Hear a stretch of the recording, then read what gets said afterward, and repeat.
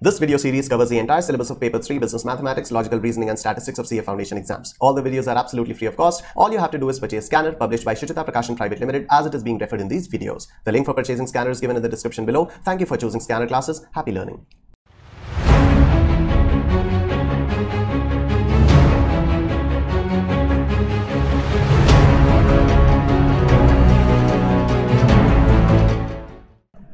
हे guys what's up. कल वाला lecture हमारा काफी सही रहा और आज हम इस चैप्टर को हर हालत में खत्म करके रहेंगे। So let's move on. Next topic है सर हमारे पास the chain index numbers. What do you mean by chain index numbers? अभी हम लोगों ने जब स्टार्ट ही किया था तो हम लोगों ने बात की थी कि 2009 में मैकालो टिक्की बर्गर का प्राइस था 20 रुपए और 2020 में है 40 रुपए। ठीक है, तो हम लोगों ने जो कंपैरिजन किया था वो 11 साल पहले का कंपैरिजन किया था, राइट? अब अगर 2021 के प्राइस का कंपैरिजन करना होगा तब भी मैं 2009 से ही करूंगा। 2009 has become my base year for every comparison, right? लेकिन यहां पर ये कह रहे हैं कि 2009 के बाद अगर मान लो पॉलिटिकल और इकोनॉमिकल चेंजेस बहुत रैपिडली हुए तो 2009 को बेस ईयर मानना गलत होगा। ठीक है, 2009 को बेस ईयर मानना गलत होगा। आपको बहुत ही रीसेंट ईयर को बेस ईयर मानना चाहिए। कहने का मतलब यह हुआ कि अभी 2020 चल रहा है, 2020 में आपने 2009 को बेस ईयर मान के प्राइस रिलेटिव या प्राइस इंडेक्स निकाल लिया। ठीक, अब 2020 में आ गया कोरोना वायरस। 2020 में आ गया कोरोना वायरस, इकोनॉमी की ऐसी की तैसी हो गई है, पॉलिटिकल क्लाइमेट पूरा चेंज हो चुका है। अब 2021 का जब प्राइस इंडेक्स निकाला जाएगा तो 2009 के कंपैरिजन में नहीं बल्कि 2020 के कंपैरिजन में निकाला जाना चाहिए। ठीक है, तो ये सर एकदम रेलेवेंट एग्जाम्पल, आज की सिचुएशन का एग्जाम्पल ये हम लोगों ने समझ लिया है। तो ऐसे में क्या करते हैं, ठीक, 2021 का जो प्राइस इंडेक्स है 2020 के वो बेस मान के निकाल लिया, लेकिन फिर भी अगर आपकी इच्छा हो रही है कि सर कुछ तो बता दो कि 2009 के कंपैरिजन में कैसे करेंगे, 2009 के कंपैरिजन में कितना प्राइस बढ़ा है, क्या हुआ है, ये सब कुछ तो बताओ। तो उसके लिए हम इनको लिंक करते हैं। देखो कैसे करते हैं। Chain index is equal to link relative of the current year into chain index of the previous year upon 100। देखो कैसे हो रहा है बता रहा हूं। 91 में प्राइस था 50, ठीक, बेस ईयर आपका 91 हो गया, 100 यहां पर भी 100, ठीक। 92 में आपका प्राइस हो गया 60। अब लिंक रिलेटिव क्या होता है? लिंक रिलेटिव में आपने पिछले साल के प्राइस को बेस माना, ठीक, पिछले साल के प्राइस को बेस माना और आपने नया प्राइस इंडेक्स निकाला। ठीक, यहां पर क्योंकि 2 ही साल थे इसलिए यहां पर भी वही आएगा, राइट? 93 में देखो अब यहां से मजा आना शुरू होगा। 93 में अगर हम लोग देखें तो लिंक रिलेटिव देखो 62 अपॉन 60, 62 तो है 93 का प्राइस मतलब करंट ईयर। अब बेस ईयर 50 नहीं लिया गया है, बेस ईयर का प्राइस 50 नहीं बल्कि 60 लिया गया है। ठीक है, तो पिछले साल को बेस ईयर मान लिया गया है, बल्कि कायदे से बेस ईयर आपका 1991 था। ठीक, यहां पर इन लोगों ने पिछले साल को ही बेस मान लिया गया है। इसको हम लोग बोलते हैं लिंक रिलेटिव। इसको क्या बोलते हैं? Link relative. और अब हम एक्चुअल में जानना चाह रहे हैं कि नहीं ये तो ठीक है, मान लिया हमने, अब आप 91 से ही बताओ ना कि 91 से कंपेयर करना है तो फिर क्या होगा? तो उसके लिए आप निकालते हो चेन इंडेक्स। उसके लिए आप क्या निकालते हो? Chain index. चेन इंडेक्स निकालने का फॉर्मूला क्या होता है? Link relative of the current year. Link relative of the current year क्या है? 103.33। ठीक है, तो देखो यहां पर 103.33 into chain index of the previous year into chain index of the previous year. Link relative of the current year, chain index of the previous year 120, ठीक है, इंटू 120 डिवाइडेड बाय 100। ठीक है, तो लिंक रिलेटिव वो होते हैं जो जब आप पिछले साल के प्राइसेस को बेस मानते हो। चेन क्या होती है? जब आप ओरिजिनल जो भी आपका एकदम ओरिजिनल बेस ईयर था उसी के प्राइसेस को आप बेस मानते हो। ठीक है, तो जब भी ऐसा कुछ होता है तो लिंक रिलेटिव्स निकालने के बाद आपको उसके चेन इंडिसेस भी निकालने होते हैं। और वो कैसे निकलता है? Link relative the current year, जैसा आपने देखा 103.33, यहां पर आ गया 103.33 into chain index of the previous year. पिछले साल का चेन इंडेक्स क्या है? 120 आया, डिवाइडेड बाय 100। नेक्स्ट में देख लो, यहां पर 94 में क्या किया? लिंक रिलेटिव कैसे आएगा? 65 अपॉन 62 इंटू 100, ये रहा 65 अपॉन 62 इंटू 100। चेन रिलेटिव में क्या आएगा? Link relative of the current year 104.84 into chain index of the previous year 124, देखो 104.84 इंटू 124 अपॉन 100। तो ये है कॉन्सेप्ट चेन इंडेक्स का। नेक्स्ट आते हैं सर अपने पास क्वांटिटी इंडेक्स नंबर्स। अभी तक हम लोग प्राइस इंडेक्स नंबर्स पढ़ रहे थे, जिसमें हम करंट ईयर के प्राइस को बेस ईयर के प्राइस से कंपेयर कर रहे थे। अब यहां पर हम करंट ईयर की क्वांटिटी को बेस ईयर की क्वांटिटी से कंपेयर करेंगे, दैट्स इट। सर वेटेड में क्या होगा? प्राइस इंडेक्सेस में हम लोग क्या कर रहे थे? क्वांटिटीज को वेट्स मान रहे थे। यहां पर क्वांटिटी इंडेक्स नंबर्स है तो हम प्राइस को वेट्स मानेंगे। It's as simple as that. देखो सबसे पहले सिंपल एग्रीगेट ऑफ क्वांटिटीज तो Qn upon Q0, simple average of quantity relative तो Qn upon Q0 sum total divided by n into 100। Weighted aggregate quantity indices, अब देखो यहां पर भी लास्ट पेयर्स, पार्शियस, बाउली वगैरह सब कुछ है, ठीक है। लास्ट पेयर्स क्या है आपका? Qn अपॉन Q0, ये तो कॉमन रहेगा, ठीक है, क्योंकि आप क्वांटिटीज को कंपेयर कर रहे हो तो Qn अपॉन Q0 तो आएगा ही आएगा। लास्ट पेयर्स क्या करता है कि बेस ईयर के प्राइसेस को वेट्स मानेगा। जब हमने प्राइस रिलेटिव्स किया था तो हमने कहा था कि लास्ट पेयर्स कहता है कि बेस ईयर की क्वांटिटीज को वेट्स मानेंगे। अब यहां पर हम क्वांटिटी इंडिसेस कर रहे हैं तो ये बेस ईयर के प्राइसेस को वेट्स मानेगा, तो P0 अपॉन P0, ठीक। यहां पर पाशेस में करंट ईयर के प्राइसेस को वेट्स मान लेगा। फिशर्स तो इन दोनों का ज्योमेट्रिक मीन है ही, बाउलेज इन दोनों का अरिथमेटिक मीन है ही, मार्शल एजवर्थ कुछ है नहीं, ठीक है। अच्छा ये और चीज है weighted average of quantity relatives, ये भी वही चीज है जैसे हम लोगों ने वहां पर पढ़ा था Pn upon P0, price relative निकाला, वेट्स क्या है? P0 Q0, ठीक है। तो ये सम ऑफ प्रोडक्ट्स हो गया अपॉन सम ऑफ वेट्स हो गया इंटू 100, ठीक। प्राइस रिलेटिव हो गया, क्वांटिटी रिलेटिव हो गया, price into quantity gives you the value. Price into quantity gives you the value. आप मार्केट में जाओ 2 पिज्जा बेसेस खरीदने, ठीक है। एक पिज्जा बेस का प्राइस कितना है? Suppose 30 rupees. एक पिज्जा बेस का प्राइस है सपोज 30 रुपीज। आपने कितनी क्वांटिटी खरीदी? 2 क्वांटिटी खरीदी, तो 30 इंटू 2 60 रुपीज की वैल्यू के आपने पिज्जा बेसेस खरीद लिए। तो price into quantity gives you the value. तो वैल्यू इंडिसेस में क्या है? Value is equal to price into quantity, तो Pn Qn upon P0 Q0, ठीक है। उसके बाद ये कुछ limitations and usefulness of index numbers हैं, इस पे थियोरेटिकल क्वेश्चंस अक्सर आ जाते हैं, इसमें मेरे समझाने का कुछ नहीं है, इसको आप लोग प्लीज पढ़ लेना। नेक्स्ट टॉपिक देखो, deflating time series using index numbers. इसका मैं बता देता हूं मतलब क्या है। देखो हर साल देश में, किसी भी देश में ग्रॉस नेशनल प्रोडक्ट की कैलकुलेशन होती है, ठीक है। हर साल किसी भी देश में ग्रॉस नेशनल प्रोडक्ट की कैलकुलेशन होती है, लेकिन वो ग्रॉस नेशनल प्रोडक्ट की कैलकुलेशन अगर सपोज मैं इस साल कर रहा हूं तो वो इस साल के प्राइस के बेसिस पे होगा ना। अगर ग्रॉस नेशनल प्रोडक्ट की कैलकुलेशन मैं इस साल कर रहा हूं तो वो इस साल के प्राइस के बेसिस पे होगा, ठीक है। अगर मुझे कंपेयर करना है कि 2 साल पहले के कंपैरिजन में आज कितना बेटरमेंट हुआ है, कितना सही हुआ है, कितना गिरा है, क्या है, तो मैं कैसे कर पाऊंगा, ठीक है, क्योंकि तब का तो प्राइस ही कुछ और था, अब के प्राइसेस भी चेंज हो चुके हैं। तो अभी हमें क्या करना होगा कि इस साल के जो ग्रॉस नेशनल प्रोडक्ट हम कैलकुलेट कर चुके हैं उसे हमें बेस ईयर के कंपैरिजन में शिफ्ट करना होगा, मतलब डिफ्लेट करना होगा, ठीक है। इसको हम लोग बोलते हैं deflating time series using index numbers. Deflated value कैसे आती है? Current value upon price index of the current year. Price index of the current year, price index आपको इस साल का पता रहेगा, बेस ईयर का आपको मालूम है 100 होगा, ठीक है। तो प्राइस इंडेक्स से जब आप डिवाइड करोगे तो आपको डिफ्लेटेड वैल्यू मिल जाएगी ग्रॉस नेशनल प्रोडक्ट की, मतलब बेस ईयर से कंपैरिजन पॉसिबल हो पाएगा तब। या current value is equal to base price upon current price, ठीक है। तो आ जाओ, ये एग्जाम्पल के तौर पे दिया हुआ है,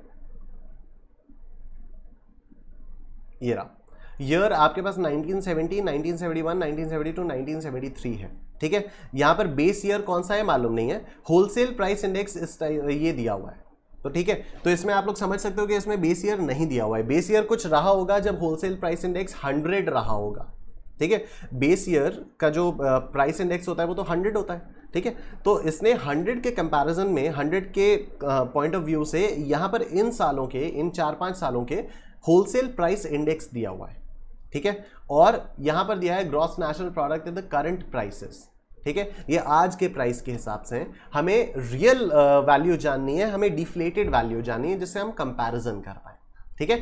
तो यहाँ पर इन लोगों ने रियल ग्रॉस नेशनल प्रोडक्ट हम लोगों ने दिया हुआ है 7499 gross national product the current value upon current wholesale price index 113.1 divide किया इंटू 100 तो 6630 आपका आ गया, ठीक है। सिमिलरली यहाँ पर 7935 है, तो 7935 को इस साल के प्राइस इंडेक्स मतलब 116.3 से डिवाइड किया इंटू 100 तो 6823 आ गया। सिमिलरली 8657 को 121.2 से डिवाइड करके मल्टीप्लाई करेंगे 100 से, तो ये आ जाएगा। ठीक है, तो इस तरह से हम लोग टाइम सीरीज को डिफ्लेट करते हैं यूजिंग इंडेक्स नंबर्स। फिर आ जाओ सर पेज 3.995 क्वेश्चन नंबर 60 पे। Scanner page 3.995 question number 60। Consumer price index number for the year 1977 was 313 with 1960 as a base year and was 100 for the year 1960. Basically अभी इसने हम लोगों को 1977 का प्राइस इंडेक्स बताया जो कि 313 है और 1960 का प्राइस इंडेक्स बताया है जो कि 100 है। ठीक है, अब कह रहे the average monthly wages in 1977 of the workers into the factory be 160 rupees. ठीक है, 1977 में एवरेज मंथली सैलरी है 160 rupees. Okay, their real wages is, question हम लोगों से पूछ रहा है कि उनकी वेजेस, रियल वेजेस कितनी है। इसका मतलब क्या है? इसका मतलब ये है कि इसने 1977 की वेजेस दी हुई हैं 160 as per the current price index 313। ठीक है, अब ये रियल वेजेस पूछ रहा है, मतलब 1960 में इनकी वेजेस कितनी होती, मतलब 1960 के हिसाब से जब प्राइस इंडेक्स आपका 100 रहेगा तब इनकी वेजेस कितनी होनी चाहिए। ठीक है, अभी तो इन्फ्लेशन को अकाउंट फॉर करते हुए, अभी क्योंकि प्राइस इंडेक्स आपका 313 है, कहाँ गया क्वेश्चन, हाँ 313 है, अभी आपका प्राइस इंडेक्स 313 है, तो इसके हिसाब से आपकी वेजेस 160 है। ठीक है, अगर प्राइस इंडेक्स को 100 ही मानेंगे तो वेजेस कितनी होगी, ये मतलब इसका रियल वेजेस है। तो ये आराम से यूनिटरी मेथड से हम लोग बहुत आराम से सॉल्व कर सकते हैं। when the index is 313, wages are कितनी 160। ठीक है, wages are rupees 160। therefore when the index is 100, wages are how much। ठीक है, अभी जब इंडेक्स आपका 313 है, जब इंडेक्स आपका 313 है तो आपकी वेजेस 160 है। जब आपका इंडेक्स 100 होगा तो आपकी वेजेस कितनी होंगी, simple unitary method. Real wages से वही मतलब है कि ओरिजिनल जो आपका 1960 बेस है वहां पर आपकी वेजेस कितनी रही होंगी। ठीक है, तो हम क्या करेंगे 100 इंटू 160 अपॉन 313। यूनिटरी मेथड में हम लोग ऐसे ही करते हैं, दिस मल्टीप्लाइड बाय दिस, इनको क्रॉस में मल्टीप्लाई करते हैं और फिर इससे डिवाइड करते हैं। तो ये आएगा मेरा 100 इंटू 160, 100 इंटू 160 डिवाइडेड बाई 313। ठीक है, 100 इंटू 160 डिवाइडेड बाई 313। अब इसको हम लोग कैलकुलेटर पे सॉल्व करेंगे। 100 इंटू 160 डिवाइडेड बाई 313, आंसर आएगा 51.12। 51.12 आंसर आया 51.12, बी, ऑप्शन नंबर बी। ठीक है, तो यूनिटरी मेथड से हम लोगों ने इसको बहुत आराम से निकाल लिया। किया कुछ नहीं है, जब इंडेक्स 313 आज, क्वेश्चन की लैंग्वेज समझने की देरी है बस, इसमें और कुछ नहीं है। Consumer price index number for the year 1977 was 313 with 1960 as a base year and was 100 for the year 1960। 1977 का इंडेक्स 313 है, 1960 का इंडेक्स 100 है। एवरेज मंथली वेजेस इन 1977, तो 1977 की वेजेस दे रखी हैं, तो 313 इंडेक्स नंबर के कॉरस्पॉन्डिंग इसने वेजेस दे रखे हैं 160। ठीक है, तो 1960 के कॉरस्पॉन्डिंग में वेजेस किस हिसाब से निकाला जाएगा, यूनिटरी मेथड। 1960 में इंडेक्स क्या है, 100 है। ठीक है, तो when the index is 313 wages is 160, तो when the index is 100 wages is 51.12। फिर आओ sir page 3.977 question number 21। Page 3.977 question 21। Consumer price index number goes from 100 to 200 and salary of a worker is also raised from 300 to 500। इसमें कुछ question में समझ में नहीं आ रहा है क्या क्या पूछना चाह रहे हैं, तो पहले तो आप लोग इस क्वेश्चन को रेक्टिफाई कर लो। अगर आपकी स्कैनर्स में ऑलरेडी रेक्टिफाइड क्वेश्चन है तो बहुत अच्छी बात है, अदरवाइज ये है आपका करेक्ट क्वेश्चन। क्वेश्चन क्या है, consumer price index goes from 100 in 1990 to 200 in 1993। ठीक है, 1990 में आपका कंज्यूमर प्राइस इंडेक्स था 100, तो और 1993 में कंज्यूमर प्राइस इंडेक्स हो गया 200। Salary of a worker is also raised from 300 rupees in 1990। 1990 में जब बेस इंडेक्स, जब प्राइस इंडेक्स आपका 100 था तो इसकी सैलरी 300 रुपीज़ थी, और 1993 में जब इसका प्राइस इंडेक्स 200 हो गया तो इसकी सैलरी 500 हो गई। ठीक है, ये रियल वेजेस पूछ रहा है। रियल वेजेस का क्या फॉर्मूला होता है, real wages is equal to current wages into price index of the base year, ठीक है, price index of the base year upon price index of the current year, ठीक है। रियल वेजेस का ये फॉर्मूला होता है। तो यहाँ पर रियल वेजेस आपकी कैसे निकलेंगे, रियल वेजेस आपका आ जाएगा, करंट वेजेस कितनी है, करंट वेजेस तो 500 है, ठीक है, करंट वेजेस 500 है 1993 में।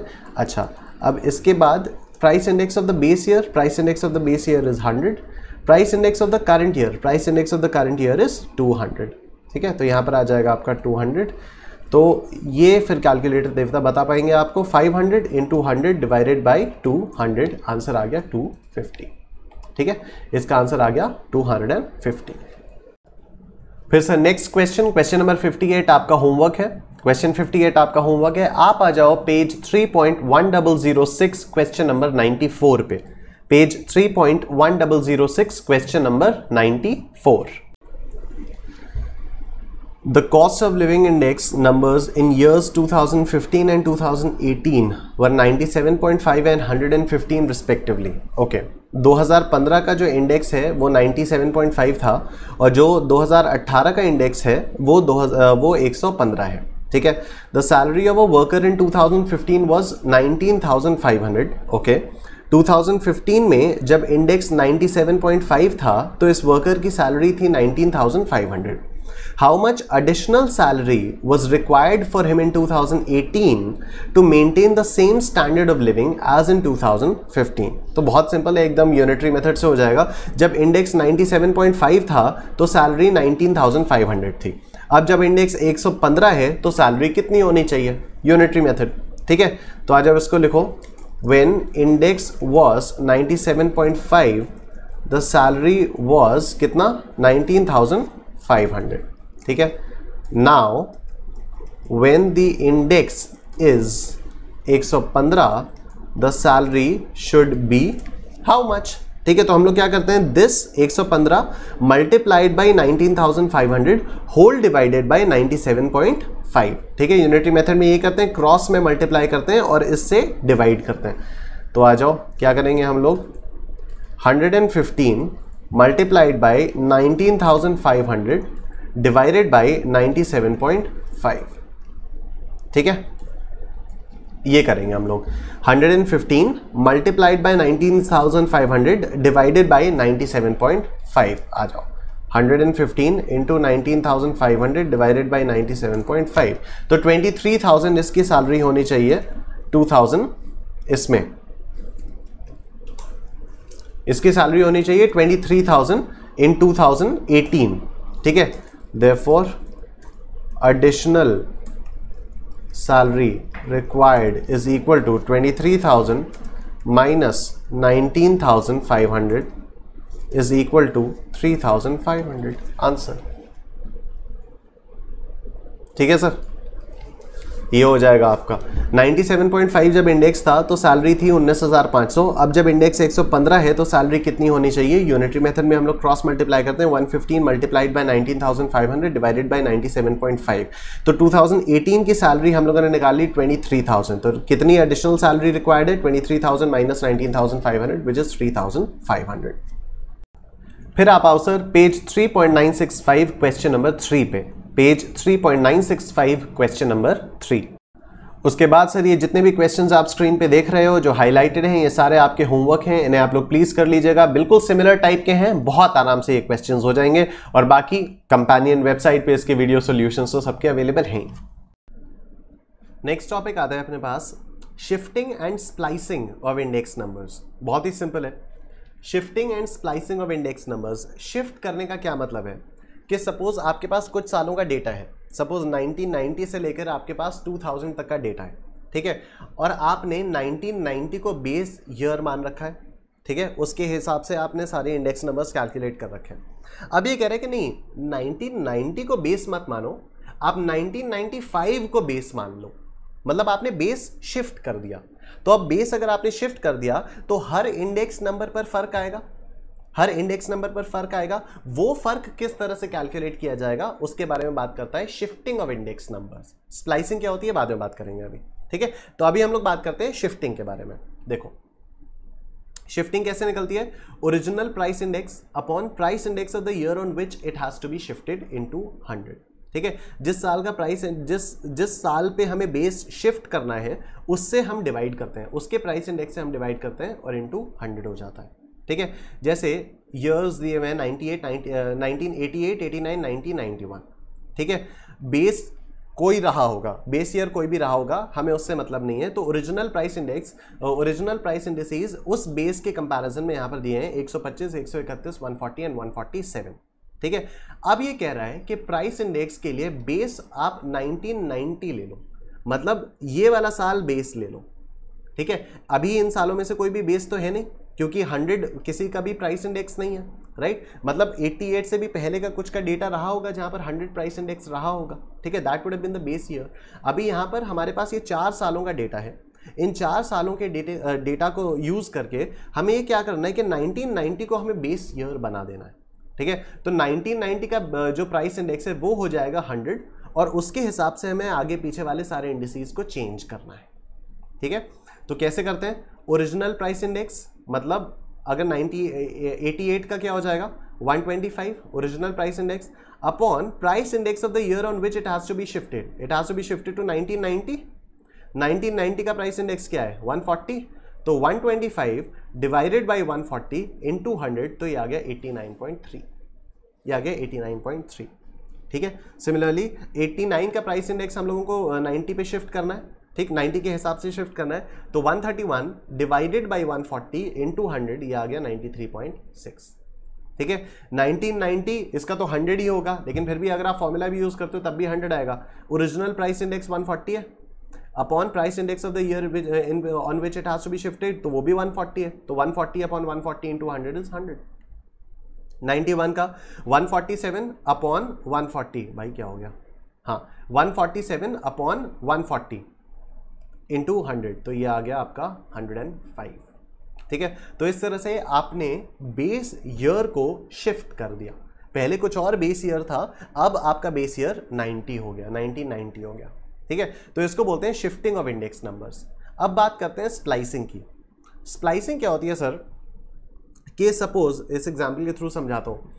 1990 से आप 1990 को आपने बेस माना हुआ है, ठीक है। 1990 को आपने बेस माना हुआ, मैं उसको ठीक कर देता हूँ, ये आ बीच में आओ, ठीक है। 1990 को आप लोगों ने बेस माना हुआ है, ठीक। 1990 को अगर बेस माना हुआ है तो प्राइस इंडेक्स आपका 100 है, इसके हिसाब से आप चल रहे हो आराम से। 1995 तक आप आ गए, लेकिन 1995 में 1996 में ये डिसाइड हुआ, 1996 में ये डिसाइड हुआ, कुछ बहुत ही मेजर चेंज आ गया, कुछ बहुत ही मेजर चेंज आ गया। जैसे अभी लॉकडाउन चल रहा है, major change in the economy, major change in the political scenario of the country, everything is changed, major change आ गया।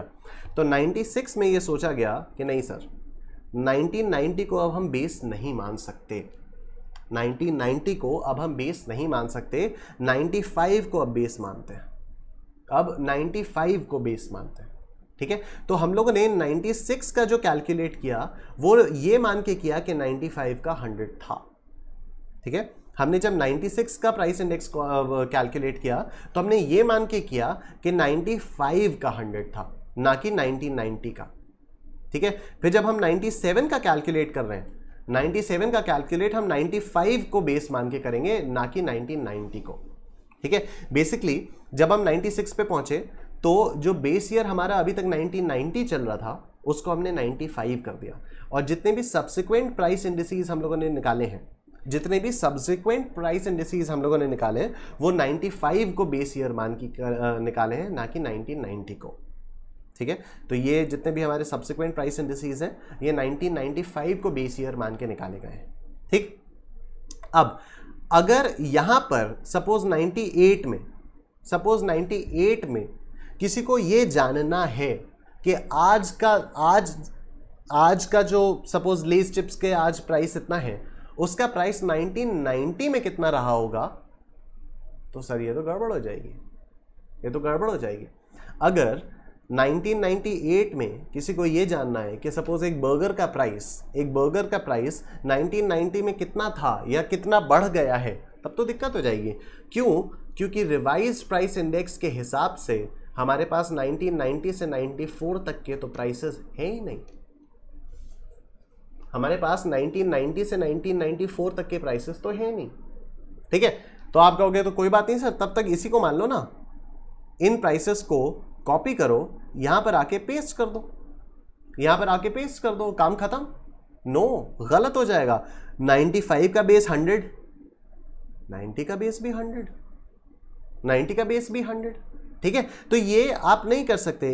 इन वाले बेसिस को, ये वाले जो ओरिजिनल प्राइस इंडिसेस हैं आपके, जिनमें हमने 1990 को बेस माना था, इन्हें आपको चेंज करना पड़ेगा, इन्हें आपको चेंज करना पड़ेगा इसके हिसाब से कि अब 95 आपका बेस बन जाए, कि अब आपका 95 बेस बन जाए। और चेंज करने के बाद आपको इन दोनों को जोड़ना होगा, आपको इन दोनों को जोड़ना भी होगा, और इसी जोड़ने को हम लोग कहते हैं splicing.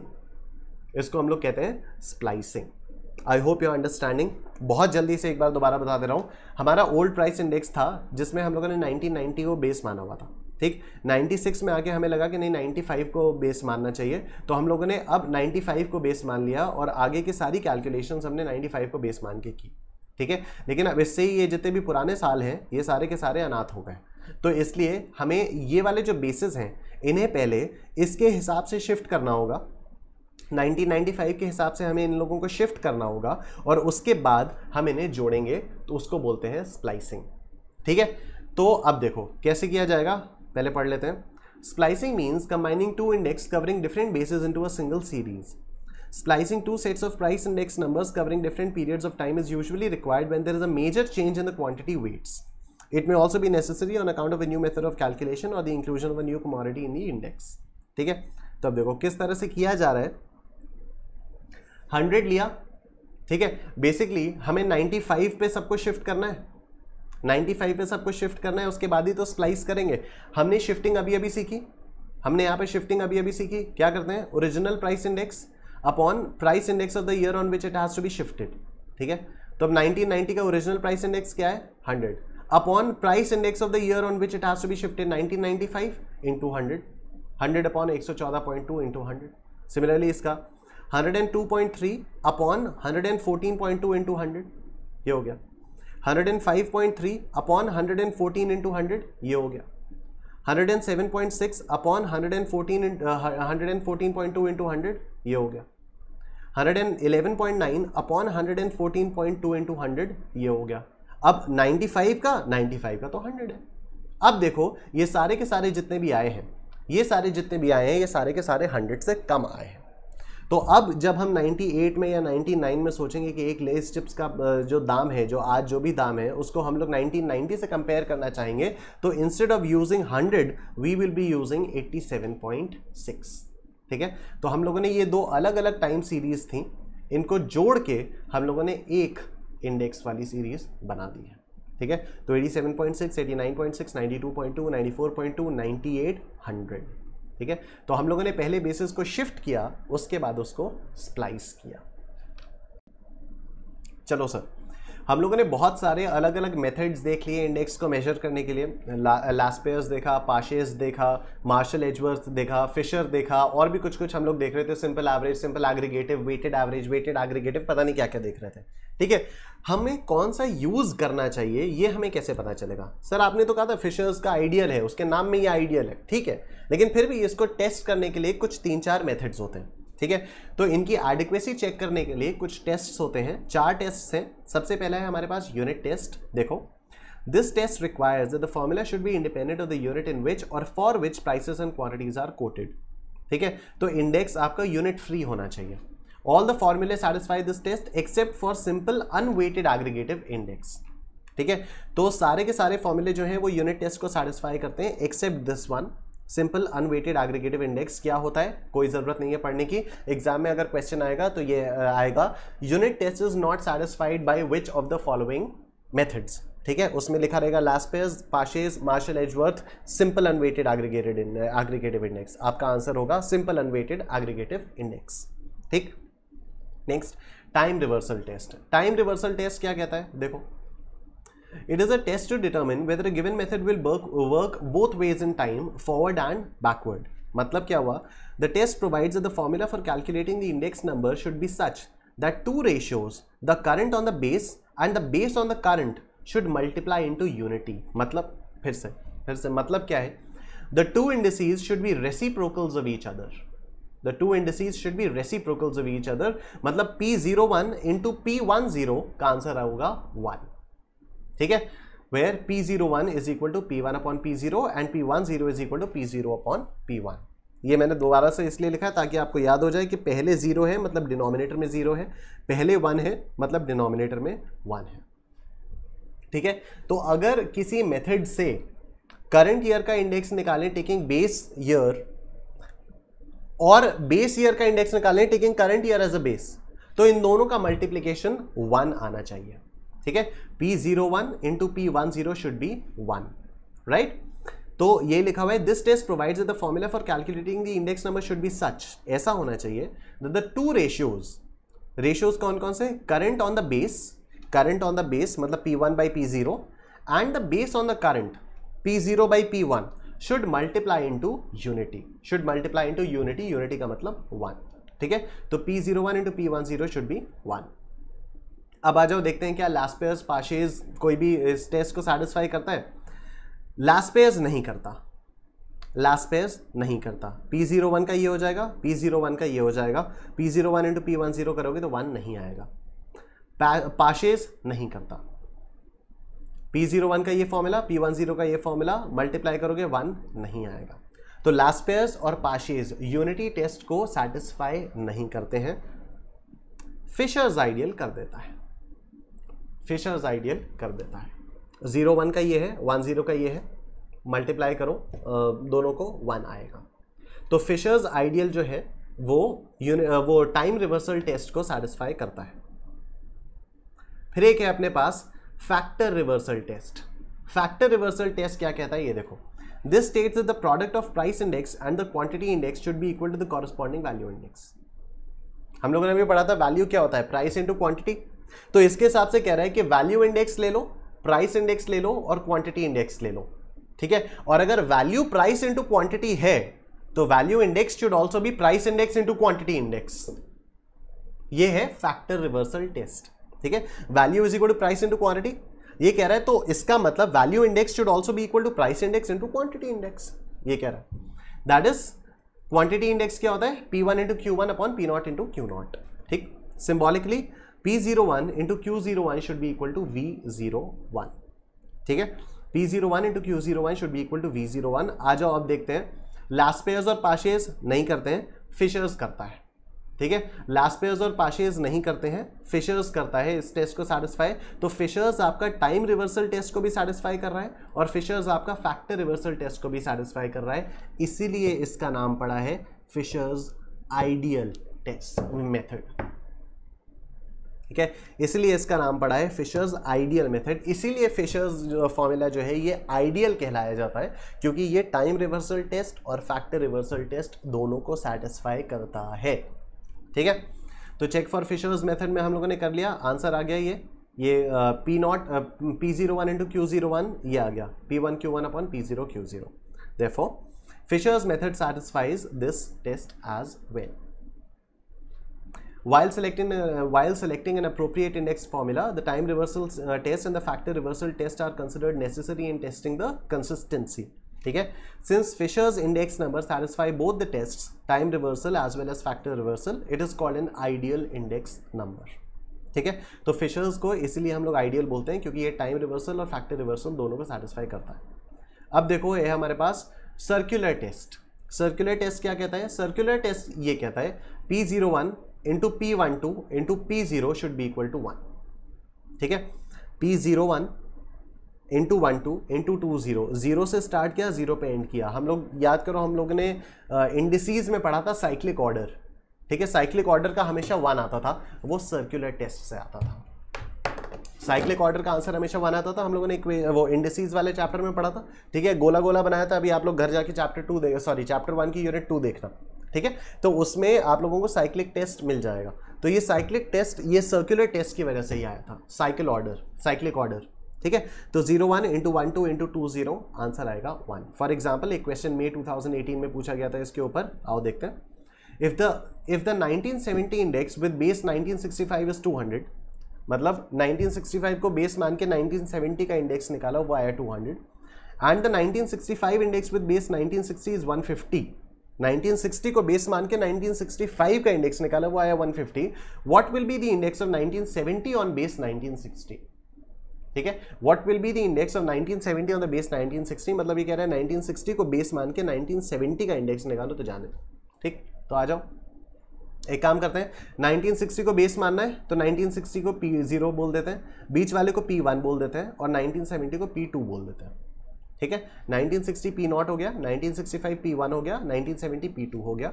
We need to find out the index of 1970 on base 1960, मतलब हमें P2 upon P0, P2 upon P0 मतलब P02 निकालना है, P02 निकालना है, right. Therefore we need to find P02। याद रखना P2 अपॉन P0 का मतलब P20 नहीं है, P02 है। ठीक, as per the question, the 1970 index with base 1965 is 200, this means P12 is 200। 1970 क्या है, P2 है, 1965 क्या है, P1 है, तो P2 upon P1 is 200, P2 upon P1 का मतलब हो गया P12, P2 अपॉन P1 का मतलब हो गया P12, इसलिए यहाँ पर लिखा है P12। ठीक है, P12 is 200, 1965 index with base 1960 is 150, 1965 is what, P1, 1960 is P0, तो P1 अपॉन P0 का मतलब हुआ P01, P1 अपॉन P0 का मतलब हुआ P01, तो P01 is 150। ठीक है, सर्कुलर टेस्ट की वजह से हम लोगों को मालूम है कि P01 into P12 into P20 is equal to 1। P01 और P12 की वैल्यूज हमारे पास है, 150 into 200 into P20 is equal to 1, तो मतलब P2 की वैल्यू आई 1 अपॉन 150 इंटू 200, और ये क्योंकि पूरा 100 के टर्म्स में परसेंटेज में लिखा जाता है, इसलिए मल्टीप्लाई बाय 100 किया हुआ है। ठीक है, पूरा परसेंटेज के टर्म्स में लिखा जाता है इसको, इसलिए यहाँ पर मल्टीप्लाई बाय 100 किया हुआ है, तो ये आ जाएगा आपका 1 अपॉन 300, ये आ जाएगा 1 अपॉन 300। यहाँ पर P20 आया है 1 अपॉन 300, हमें क्या निकालना है, हमें P02 निकालना है। ये देखो, हमें P02 निकालना है, यहाँ पर P20 आया है, तो कोई दिक्कत नहीं है, यहाँ पर हम लोग इसको रेसिप्रोकल कर देंगे। P02 और P20 एक दूसरे के रेसिप्रोकल्स हैं, हम लोगों ने यहाँ पर तो देखा था। ये देखो, time reversal test, P01 into P10 is 1। ठीक है, तो रेसिप्रोकल होना चाहिए, the two indices should be reciprocals of each other. तो अज्यूमिंग कि ये टाइम रिवर्सल टेस्ट को सेटिस्फाई कर रहा है, हम लोग ये कर देंगे, देखो ये हो जाएगा P02 is equal to 1 upon P20, तो ये आ गया आपका आंसर 300। ठीक है, तो P02 is equal to 1 upon P20, तो आंसर आ जाएगा आपका 300, right. Therefore, this property enables us to adjust the index values from period to period without referring to the original base every time। ठीक है, हम लोग इससे किसी का भी इंडेक्स चेंज कर सकते हैं, बेस इंडेक्स को देखने की जरूरत नहीं होती है। The test of this shiftability of base is called the circular test. ठीक, the test of this shiftability of base is called the circular test. This test is not met by Laspeyres or Paasche or the Fisher's ideal index। बहुत important point है ये। ठीक है, which test is not satisfied by the Laspeyres or Paasche or Fisher's। Fisher's ideal है, लेकिन इतना भी ideal नहीं है कि सर्कुलर टेस्ट को सेटिस्फाई कर पाए। ठीक है, तो फिशर्स आइडियल इंडेक्स भी सर्कुलर टेस्ट को सेटिस्फाई नहीं कर पाता है। या फिर ये क्वेश्चन आ सकता है कि which of the following test is not satisfied by the Fisher's ideal index?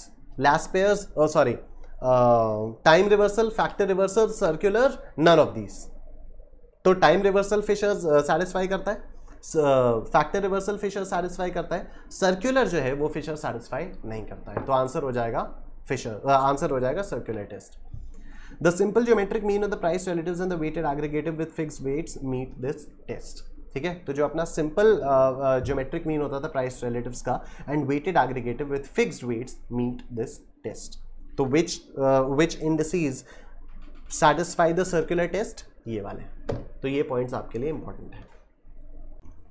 तो सर हम लोगों ने इंडेक्स नंबर्स खत्म कर लिया है, अब हम टाइम सीरीज पे डिस्कशन स्टार्ट करते हैं। इस पे डिस्कशन स्टार्ट करने से पहले मैं आप लोगों को बता दूं कि टाइम सीरीज जो है वो प्योरली थियोरेटिकल टॉपिक है और एग्जाम में जो इससे क्वेश्चंस आते हैं वो अभी तक जितने भी आए हैं वो सारे के सारे सिर्फ और सिर्फ थियोरेटिकल क्वेश्चंस आए हैं। एक बहुत ही थोड़ा सा पोर्शन इसमें प्रैक्टिकल है जो कि एग्जाम में अभी तक तो पूछा नहीं गया है, लेकिन इसका मतलब ये नहीं कि आगे पूछा नहीं जा सकता है। तो चलिए इस टॉपिक को स्टार्ट करते हैं। चलिए सर स्टार्ट करते हैं नई यूनिट टाइम सीरीज। ठीक है, टाइम सीरीज होती क्या है? A time series is a set of observations taken at specified times usually at equal intervals. ठीक है, मतलब मैं क्या कर सकता हूँ, 2009 में मैकालो टिक्की 20 रुपये का मिलता था, 2020 में मैकालो टिक्की बर्गर 40 रुपये का मिलता है, 2009 में 20 का मिला, फिर 2010 में कितने का मिला, 2011 में कितने का मिला, 2012 में कितने का मिला, 2013, 14, 15, 16, 17, 18, 19, 20 तक हर साल, सपोज 1 जनवरी, हर साल मैं ये देख रहा हूं कि मैकालो टिक्की आज कितने रुपए का मिल रहा है। ठीक है, तो उसके बाद मैंने उसकी एक लिस्ट बना दी, यही है सर टाइम सीरीज। ठीक है, set of observations taken at specified times. Suppose 1 जनवरी 2009, 1 जनवरी 2010, 1 जनवरी 2011 से लेकर 1 जनवरी 2020 तक मैंने लिस्ट बना दी। ठीक है, तो इसको हम लोग बोलते हैं टाइम सीरीज। टाइम सीरीज के क्या क्या कॉम्पोनेंट्स होते हैं? बेसिकली टाइम सीरीज, चलो देखते हैं टाइम सीरीज के क्या क्या कंपोनेंट्स होते हैं। There are various forces that affect the values of a phenomenon in time series. ठीक है, जो वैल्यूज हैं वो कई सारे फैक्टर्स पे डिपेंड करती हैं। These may be broadly divided into the following 4 categories commonly known as components of a time series. ठीक है, सबसे पहले तो लॉन्ग टर्म मूवमेंट और secular trend, seasonal variations, cyclical variations, random और इररेगुलर वेरिएशंस। क्या होते हैं आइए एक एक करके देखते हैं। सबसे पहले लॉन्ग टर्म मूवमेंट और सेक्युलर ट्रेंड और सिंपल ट्रेंड। ठीक है, पढ़ेंगे, पढ़ के धीरे धीरे समझेंगे, थियोरेटिकल क्वेश्चंस आ जाते हैं इसलिए ये सब इंपॉर्टेंट है। Secular trend is a long term tendency of time series to move in an upward और डाउनवर्ड डायरेक्शन। ठीक है, जैसे हम लोग देख रहे हैं मैकडॉनल्ड्स के मैकालो टिक्की का प्राइस 2009 से लेकर 2020 तक बढ़ ही रहा है। ठीक है, तो over a long period of time this variable, the variable price of a McAloo tikki burger is increasing. ठीक है, it is showing an upward trend. तो secular trend is a long term tendency of the time series to move in an upward और downward direction. It indicates how it has behaved over the entire period under reference. A general tendency of a variable to increase, decrease or remain constant in long term is called the trend of a variable. ठीक है, तो अगर मैं मैकालो टिक्की के burger के price की बात करूं तो price is a variable which is showing an increasing trend. ठीक है, तो price of a McAloo tikki burger का ट्रेंड क्या है, इसको पिछले 10 साल का डेटा देख के क्या मैं ये कह सकता हूं कि हाँ आने वाले सालों में और बढ़ेगा? Because it is constantly showing an upward trend, कहीं पर भी गिरा नहीं है। ठीक है, ये अपवर्ड ट्रेंड शो कर रहा है। तो this tendency to show an upward और a downward movement is known as a trend of the variable. तो प्राइस एक वेरिएबल है, उसका ट्रेंड है to move upwards. However, in a small interval of time, the variable may increase or decrease. हो सकता है कि कभी मैकडॉनल्ड्स ने मे be for a few months से सपोज 5-6 महीने के लिए मैकडॉनल्ड्स ने कोई स्कीम लॉन्च की। ठीक है, कोई स्कीम लॉन्च की 10% ऑफ या 30% ऑफ या कुछ, तो उसकी वजह से उस एक छोटे से टाइम पीरियड के लिए मैकालो टिक्की बर्गर का प्राइस जो है वो थोड़ा सा गिर गया। ठीक है, या होली ऑफर आ गया या दिवाली ऑफर आ गया या कुछ इस टाइप की चीजें आ गई, तो बीच में छोटे छोटे टाइम पीरियड्स के लिए प्राइस इंक्रीज भी हो सकता है, डिक्रीज भी हो सकता है, लेकिन over a long term period price हमेशा इंक्रीज ही हो रहा है। इसको बोलते हैं लॉन्ग टर्म मूवमेंट या सेक्युलर ट्रेंड या simple trend. Some examples are population of a country has an increasing trend over the years. Due to modern technology, agricultural and industrial production is increasing. Due to modern technology and health facilities, death rate is decreasing and life expectancy is increasing. ठीक है? These are the results of long-term forces that gradually operate on the time series variable. Long-term forces क्या क्या होते हैं देखते हैं। A few examples of these long-term forces which make a time series to move in any direction over a long period of time are long-term changes per capita income, technological improvements of growth of population, changes in social norms, etc. ठीक, Most of the time series relating to economic, business and commerce might show an upward trend in case of, ये जो हमारे economics, business और commerce के जो भी हमारे time series बनाओगे आप, कई सारी चीज़ों में अपवर्ड टेंडेंसी शो करेंगे। पॉपुलेशन, अगर आप पॉपुलेशन का ट्रेंड बनाओगे हमेशा आपको अपवर्ड ट्रेंड दिखाई देगा। Production and sale of products का बनाओगे अपवर्ड ट्रेंड दिखेगा। इनकम्स का ट्रेंड बनाओगे अपवर्ड दिखेगा। प्राइसेस हमेशा अपवर्ड दिखेंगे, ठीक है। डाउनवर्ड ट्रेंड किस किस में दिख सकता है? शेयर प्राइसेस, कोई कंपनी शेयर प्राइसेस के डाउनवर्ड ट्रेंड दिख सकते हैं। डेथ का डाउनवर्ड ट्रेंड दिख सकता है। बर्थ रेट का डाउनवर्ड ट्रेंड दिख सकता है ड्यू टू ग्लोबल मेल्टडाउन और improvement in medical facilities etcetera, ठीक है। शेयर प्राइसेस का दाम आपका कम कब दिखेगा? जब ग्लोबल मेल्टडाउन चल रहा होगा, ठीक है। डेथ में डाउनवर्ड ट्रेंड कब दिखेगा? जब इंप्रूवमेंट इन मेडिकल फैसिलिटीज चल रहा होगा, राइट। तो ये हो गए हमारे कौन से? लॉन्ग टर्म मूवमेंट और सेक्युलर ट्रेंड और सिंपल ट्रेंड। अब दूसरा फैक्टर है हमारे पास, दूसरा कंपोनेंट आता है seasonal variations. Seasonal variation, seasonal variations का एक बहुत ही सिंपल और ब्यूटीफुल एग्जांपल है, आप हिल स्टेशन को ले लो, ठीक है। किसी भी हिल स्टेशन में कोई भी अगर होटल होगा तो उसकी ऑक्यूपेंसी गर्मियों में तो बहुत ज़्यादा बढ़ेगी लेकिन सर्दियों में कम हो जाएगी, ठीक है। सर्दी की छुट्टियों में कोई हिल स्टेशन थोड़ी जाएगा लेकिन गर्मियों में जाएंगे, ठीक है। तो सीजन की वजह से जो वेरिएशंस आते हैं उनको बोलते हैं हम लोग seasonal variations. Over a span of 1 year, एक साल के अंदर, seasonal variation takes place due to rhythmic forces which operate in a regular and periodic manner, ठीक है। These forces have the same or almost similar pattern year after year। हर साल नवंबर दिसंबर में सर्दी आएगी, हर साल मार्च अप्रैल मई जून जुलाई मई जून तक गर्मी रहेगी, हर साल जुलाई अगस्त सितंबर बरसात रहेगी, ठीक। It is common knowledge that the value of many variables depend in part on the time of the year, ठीक है। वैल्यू आपकी टाइम पे भी डिपेंड करेगी। For example, seasonal variations could be seen and calculated if the data is recorded quarterly, monthly, weekly, daily और hourly basis, ठीक है। Seasonal variations का अगर आपको पता करना है कि सीजनल वेरिएशन की वजह से किस हिसाब से आपकी टाइम सीरीज चेंज हो रही है तो आपको डेटा क्वार्टरली, मंथली, वीकली निकालना पड़ेगा, तभी आप देख पाओगे। अगर आप एनुअल डेटा निकाल रहे हो तब सीजनल वेरिएशंस का बहुत ज़्यादा पता नहीं चल पाएगा क्योंकि हर साल सेम चीज़ें होंगी। तो हर साल के डेटा से आपको सीजनल वेरिएशन का पता कैसे चल पाएगा? सीजनल वेरिएशन का डेटा तो आपको तभी पता चलेगा ना अगर आप monthly, quarterly, weekly data collect करोगे, तभी आपको पता चल पाएगा कि अच्छा इस महीने गर्मियां थी तो सेल बढ़ी हुई है, इस महीने सर्दियां थी तो सेल कम हुई हुई है। अगर आप टोटल कर लोगे तब तो वो तो हर साल ही टोटल सेम आ जाएगा, तो आप सीजनल वेरिएशन पता नहीं कर पाओगे। So if in a time series data only annual figures are given, there will be no seasonal variations, ठीक।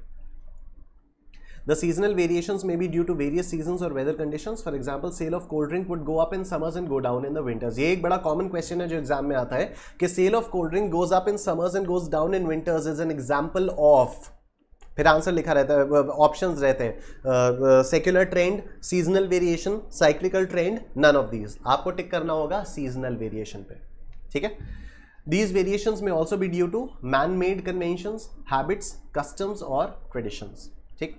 For example, sale might go up during Diwali, इसको इसी पॉइंट में कर देते हैं। For example, sales might go up during Diwali and Christmas, और sales of restaurants in eateries might go down during Navratris, ठीक है। क्या होता है कि दिवाली और क्रिसमस में कई सारे लोग सेलिब्रेट करने के लिए अपने रेस्टोरेंट्स में जाएंगे, शॉपिंग वगैरह करेंगे, लेकिन नवरात्र में सबके व्रत होते हैं, तो ऐसे में रेस्टोरेंट्स का बिजनेस थोड़ा सा ठंडा होता है। रेस्टोरेंट कोई बाहर खाना खाने नहीं जाता है, लेकिन इसका भी रेस्टोरेंट्स ने तोड़ निकाल लिया, सारे के सारे रेस्टोरेंट्स अब आजकल नवरात्र थाली देने लग गए। एनीवे, तो वो हमारे सिलेबस में नहीं है नवरात्र थाली, ये बस एक एग्जांपल है कि सीजन की वजह से किस हिसाब से वेरिएशंस आते हैं। The method of seasonal variations are simple average method, ratio to trend method, ratio to moving average method, link relatives method. बस आपको नाम याद करना है। फिर एक आता है sir cyclical variation. Cyclical variation क्या होता है? देखो, हर बिजनेस की एक साइकिल होती है, ठीक है। हर बिजनेस की एक साइकिल होती है। जब मैंने पढ़ाना नया शुरू किया था मेरी इनकम बहुत कम थी, ठीक है। स्ट्रगल पीरियड आया, स्ट्रगल करने के बाद मैं थोड़ा सा अच्छा पहुंचा, हाई पीक पे पहुंचा, और मैं एकदम कभी एक टाइम आएगा जब मैं एकदम ही पीक पे पहुंच जाऊंगा, लेकिन रिसेशन आ सकता है, डिप्रेशन आ सकता है, ठीक है। तो इससे इनकम एकदम घुस सकती है। ये होता है साइकिल, एक बिजनेस की साइकिल होती है। एक बिजनेस शुरू करता है लो एंड से, फिर पहुंचता है एकदम हाई एंड पे, फिर रिसेशन आता है, डिप्रेशन आता है, फिर एकदम वो लो पीक पे आ जाता है। एकदम लोएस्ट मोड पे आ जाता है, फिर से वो उठता है, फिर से वो गिरता है, उठता है गिरता है, उठता है गिरता है। ये साइक्लिकल वेरिएशंस होते हैं, ठीक है। तो देखो, cyclical variations are the periodic movements. These are also generally termed as business cycles. These variations in a time series are due to ups and downs recurring after a period from season to season. यहाँ पर ये weather वाले season की बात नहीं हो रही है, यहाँ पर ये बिजनेस के सीजन की बात हो रही है, ठीक है। जैसे सीए को ही देख लो आप लोग, सीए फाउंडेशन के जो सबसे ज्यादा बच्चे आएंगे वो कब आएंगे? अप्रैल में आएंगे, जब उनके बोर्ड एग्जाम्स खत्म हो जाएंगे, ठीक है। तो सीए फाउंडेशन के जो सबसे ज्यादा बच्चे आएंगे वो नवंबर वाले अटेम्प्ट के लिए ज्यादा आएंगे, ठीक है। मई वाला अटेम्प्ट वही लोग देंगे जो किसी वजह से नवंबर वाला अटेम्प्ट नहीं दे पाए, ठीक है। जो फ्रेश बच्चे आएंगे वो नवंबर वाले अटेम्प्ट के लिए प्रिपरेशन करेंगे, right. Though they are more or less regular, they may not be uniformly periodic. These are oscillatory movements which are present in any business activity and is termed as a business cycle. It has got 4 phases consisting of, एक तो होता है prosperity, boom, एकदम अपना business high level पे चल रहा है। उसके बाद आता है रिसेशन, उसके बाद आता है डिप्रेशन, और फिर वो धीरे धीरे रिकवरी होती है, ठीक है। फिर धीरे धीरे रिकवरी हो जाती है। All these phases together may last from 7 to 9 years or maybe less or more, ठीक। उसके बाद आते हैं आपके लास्ट रैंडम और इररेगुलर वेरिएशंस, ठीक है। इनका कोई पैटर्न नहीं है, ये सीजन पे, साइकिल पे, किसी चीज पे कोई डिपेंड नहीं करते, अपनी मर्जी से बढ़ते हैं, अपनी मर्जी से घटते हैं, ठीक है। These are irregular variations which occur on account of random external events. These variations either go very deep downward or too high upward to attain peaks abruptly. Lockdown is a very good example of irregular or random variation. अचानक से lockdown आ गया, अचानक से PVR cinemas बंद हो गए, अचानक से होटल्स और रेस्टोरेंट्स बंद हो गए, अचानक से दवाइयों की सेल बढ़ गई, अचानक से ग्रोसरीज की सेल बढ़ गई। लॉकडाउन, रैंडम irregular variation, ठीक। These fluctuations are a result of unforeseen and unpredictable forces। अब ये आपको नहीं मालूम ये कोरोना वायरस कब तक रहेगा, which operate in absolutely random or erratic manner. Absolutely random or erratic manner. They do not have any definite pattern and it cannot be predicted in advance, ठीक। These variations are due to floods, wars, famines, earthquakes, strikes, lockouts, epidemics, etc.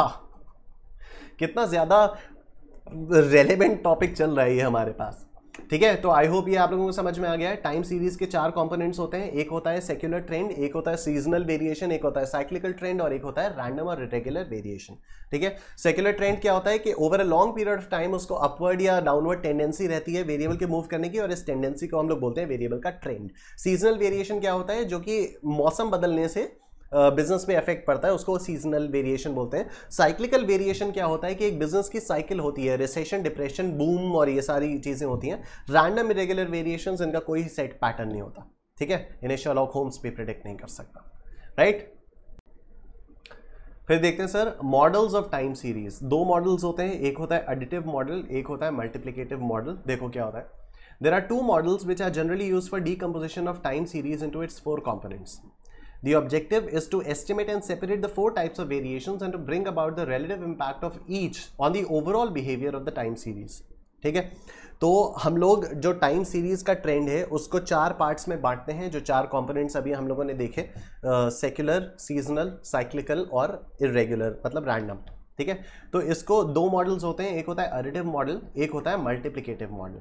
Additive model क्या होता है, in additive model it is assumed that the 4 components are independent of each other, unlike this assumption under this assumption the 4 components are arithmetically additive, that is magnitude of the time series is the sum of separate influences of its 4 components, that is yt is equal to t plus c plus s plus i, ठीक है।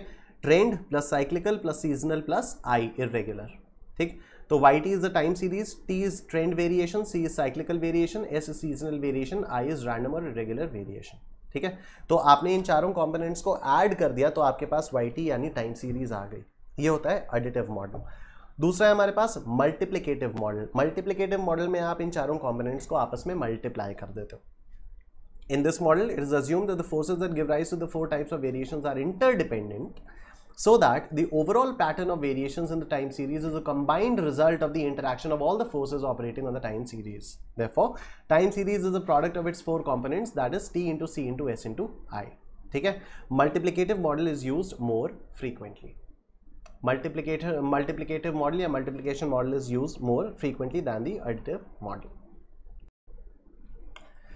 तो अब हम लोगों ये चार components पढ़ चुके हैं. इन चार कंपोनेंट्स को के बेसिस पे एक एडिटिव मॉडल, मल्टीप्लिकेटिव मॉडल भी पढ़ चुके हैं. जो हमने इसमें पहला मॉडल पढ़ा था, पहला हम लोगों ने पहला कंपोनेंट पढ़ा था सेक्युलर ट्रेंड या लॉन्ग टर्म ट्रेंड. ठीक है, अब उसको किस तरह से मेजर किया जाता है उसके मेथड्स देखते हैं. तो मेजरमेंट ऑफ सेक्युलर ट्रेंड में The following are the methods most commonly used for studying and measuring the trend component in a time series. जो ट्रेंड वाला कंपोनेंट है, ठीक है, मतलब पहला सीजनल, साइक्लिकल और इरेगुलर नहीं, जो अपना पहला था सेक्युलर ट्रेंड, उसको किस तरह से मेजर किया जाता है उसके चार मेथड्स हैं. एक है ग्राफिक और फ्री हैंड कर्व मेथड, फिर एक है मेथड ऑफ सेमी एवरेजेस, एक है मेथड ऑफ मूविंग एवरेजेस और एक है मेथड ऑफ लीस्ट स्क्वायर्स. ठीक है, सबसे पहले देखते हैं ग्राफिंग और फ्री हैंड कर्व मेथड. इसमें कोई भी दिक्कत वाली बात नहीं है. बेसिकली सपोज आपने प्राइसेस देखे मैकालो टिक्की बर्गर के 2009 से लेकर 2020 में. ठीक है, तो 2009 से 2020 तक के प्राइसेस को आप एक ग्राफ पेपर पे प्लॉट कर दो. बस उनको प्लॉट करने के बाद आप एक लाइन बना दो. लाइन से आपको समझ में आ जाएगा कि ये अपवर्ड ट्रेंड है या डाउनवर्ड ट्रेंड है. दैट्स इट, सिंपल है.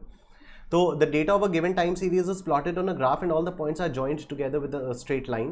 The curve would be irregular as it includes short run oscillations. हम लोगों ने सेक्युलर ट्रेंड में बात की थी कि जैसे अगर मैकडॉनल्ड्स ने कभी होली ऑफर या दिवाली ऑफर या ईद ऑफर कुछ इस टाइप का निकाल दिया, तो for some time, for a short duration of time, may be for 2 months, 3 months, 4 months, 5 months, थोड़े बहुत वेरिएशंस आ सकते हैं. ठीक है, तो the curve would be irregular as it includes short run oscillations. These irregularities are smoothed out by drawing a freehand curve or line along the curve previously drawn. ठीक है, this curve would eliminate the short run oscillations and would show the long period general tendency of data. ठीक है, अभी हम लोगों ने नीचे एक डायग्राम भी बनाया हुआ है इसका. क्वेश्चन जब करेंगे तो उसमें डायग्राम बनाया हुआ है, उसमें ये सारे पॉइंट्स आप लोगों को समझ में आ जाएंगे. While drawing this curve, it should be kept in mind that the curve should be smooth and the number of points above the trend curve should be more or less equal to the number of points below it. ठीक, समझ में आएगा. Merits demerits आप लोग पढ़ लेना खुद से. देखो क्वेश्चन देखो. The following are the figures of sale for the last 9 years. ठीक है, following are the figures of sale of the last 9 years. Determine the trend by line by free hand method. ठीक है, determine the trend by line by the free hand method. ठीक है, तो अब देखो 2000 का 75, 2001 का 95, 2002 का 115, 2003 का 65 and so on, upward downward धीरे धीरे जा रहा है. तो हमने क्या किया, हमने सारे डेटा को ग्राफ पे प्लॉट किया. 75, 95, 115, 65, 120, 100, 150, 135, 175. ठीक है, ये अप एंड डाउन आए. देखो यहां पर क्या लिखा हुआ है, this curve would be irregular as it includes short run oscillations. ठीक है, this curve would be irregular as it includes short run oscillations. These irregularities are smoothened out by drawing a freehand curve or line along with the curve previously drawn. ठीक है, तो हमने ये irregular curve बना और इसको smooth कर दिया एक ये डॉटेड लाइन बना के along with this curve. ठीक है, along with this curve हम लोगों ने एक डॉटेड लाइन बनाई तो ये स्मूथ हो गया. ठीक है, this curve would eliminate the short run oscillations and would show the long period general tendency of the data. तो generally हमारी sales increase हो रही हैं. Generally हमारी sales increase हो रही हैं. ठीक, while drawing this curve, it should be kept in mind that the curve should be smooth and the number of points above the trend curve should be more or less equal to the number of points below it. मतलब ये जो हमारे points हैं, देखो ये dotted line जो जा रही है ये हमारा ट्रेंड कर्व है. कुछ पॉइंट्स इसके ऊपर हैं, कुछ पॉइंट्स इसके नीचे हैं. ठीक है, तो हमें ये ध्यान रखना है कि इसके जो ऊपर वाले पॉइंट्स हैं, number of points which are above the trend line should be more or less equal to the number of points which are below the trend line. ठीक है, तो एग्जाम पॉइंट ऑफ व्यू से सिर्फ इसकी theoretically ही application आएगी, practical application तो आ नहीं सकती. Obviously they not gonna give you the graph paper. हाँ, दे मे गिव यू द मतलब एक डेटा देके वो लोग ऑप्शन में अलग अलग ग्राफ्स दे सकते हैं और कह सकते हैं कि which graph represents the best depiction of the given data. ठीक है, तो ये हो सकता है. नेक्स्ट मेथड आता है हमारे पास मेथड ऑफ सेमी एवरेजेस। इसमें क्या होता है, देखो under this method the whole time series data is classified into 2 equal parts. ठीक है, whole time series data is classified into 2 equal parts and the averages for each half are calculated. Question के through साथ साथ समझाता चलता हूं। देखो, fit a trend line to the following data by the method of semi averages. आपके पास कितने साल हैं? 1 2 3 4 5 6 7। आपके पास 7 ईयर्स हैं। ठीक है, आपके पास 7 ईयर्स हैं, तो आप बीच वाले को छोड़ दो। ये जो आपका 2003 है बीच वाला साल, इसको आप छोड़ दो। इसको आप 2 पार्ट्स में डिवाइड करो, तो एक पार्ट हो गया ये और एक पार्ट हो गया आपका ये। ठीक है, बीच वाले को छोड़ दो और इस पूरी सीरीज को आपने 2 इक्वल पार्ट्स में डिवाइड कर दिया। अगर इवन नंबर वाला होता तब तो कोई दिक्कत थी नहीं। ठीक है, सपोज 8 साल का डेटा होता तब तो आप 4 ईयर्स और 4 ईयर्स में डिवाइड कर सकते थे, लेकिन क्योंकि ऑड डेटा है इसलिए आप बीच वाले को छोड़ दो। ठीक है, हमेशा ऐसे ही होगा। तो under this method the whole time series data is classified into 2 equal parts and the averages of each half are calculated. अच्छा, इसका एवरेज लेना होगा तो सेल का हम लोग एवरेज लेंगे। ठीक है, तो आ जाओ करते हैं इसको। देखो 100 plus 105 plus 115, 100 plus 105 plus 115 divided by 3। तो इसका फर्स्ट 3 ईयर्स का मतलब फर्स्ट हाफ का जो एवरेज आ गया वो आया 106.67। ठीक है, अब ये वाला जो एवरेज आया ये हम कौन से साल का मानेंगे? सालों का भी एवरेज ले लो। 2000, 2001 और 2002 का एवरेज ले लो, आंसर आएगा 2001। ठीक है, तो हम लोग मानेंगे कि 106.67 is representing the sale of the average of these 3 years which is 2001। ठीक है, बेसिकली साल और सेल्स दोनों का हम लोगों को एवरेज ले लेना है। दोनों के एवरेजेस को, फर्स्ट हाफ और सेकेंड हाफ दोनों के एवरेजेस को ग्राफ पे प्लॉट कर देना है, बस इतना ही है। देखो, if the data is for even number of years, it is easily divided into 2. If the data is for odd number of years, then the middle year of this time series is left and the 2 halves are constituted with period on each side of the middle year. ठीक, the arithmetic mean for the half is taken to be representative of the value corresponding to the midpoint of the time interval of that half. ठीक है, जो आपने arithmetic mean लिया इन 3 sale values का, this will be representative of the value corresponding to the mid point of the time interval. Mid point of the time interval मतलब 2000, 2001 और 2002, इसका मिड पॉइंट क्या है? 2001। ठीक, thus we get 2 points. The 2 points are plotted on a graph and then they are joined by a straight line which is our required trend line. ठीक है, तो हम लोगों ने ये किया है। Here, since there are 7 years, which is an odd number, we leave out the middle one, that is the year 2003, and take the average of the first 3 years and the last 3 years, and take ये थोड़ी होगा, and take the average of the first 3 years and the last 3 years will be taken, थोड़ी आएगा। ठीक है, average of the first 3 years ये आ गया आपका 106.67. This is taken to be representative of the value corresponding to the midpoint of the time interval of the first half, that is the year 2001. ठीक है, mid point of the time interval of the first half मतलब 2001. Similarly average for the last 3 years is 120 plus 105 plus 115. ये 120 plus 105 plus 115 divided by 3. This is taken 2005 का आएगा ये. ठीक है, mid point of this time interval तो 2005. This is taken to be representative of the value corresponding to the midpoint of the time interval of the second half, that is the year 2005. ठीक है, अब हमारे पास 2 points आ गए, 2001 का 106.67, 2005 का 113.33. ठीक है, 2000 और उसके बाद ये हम लोगों को एक ट्रेंड दे रहा है. इसी के साथ एक डॉटेड लाइन भी मैंने बना दी है जो कि ये ट्रेंड लाइन, बात वही है. ठीक है सर. उसके बाद है सर हमारे पास एक तो मेथड ऑफ मूविंग एवरेजेस और हमारे पास है least squares method of least squares. ठीक है, यही 2 इकलौते प्रैक्टिकल टॉपिक्स हैं इस चैप्टर के टाइम सीरीज के, लेकिन इनमें से कभी एग्जाम में कोई क्वेश्चन आता नहीं है, लेकिन फिर भी हम लोगों को तो करना चाहिए. तो जो मेरा रेगुलर कोर्स है उसमें मैंने इनके जो भी एक्सप्लेनेशंस दिए हैं वो वाली वीडियोस मैंने इसी चैनल पे अपलोड कर दी हैं, जिसके लिंक मैंने इस वीडियो के डिस्क्रिप्शन में आप लोगों को दिए हुए हैं. तो अगर आप लोग ये देखना चाहते हो तो आप लोग प्लीज ये उन वीडियो से कवर कर लेना. ठीक है, I will see you guys tomorrow with a new topic. Goodbye, take care.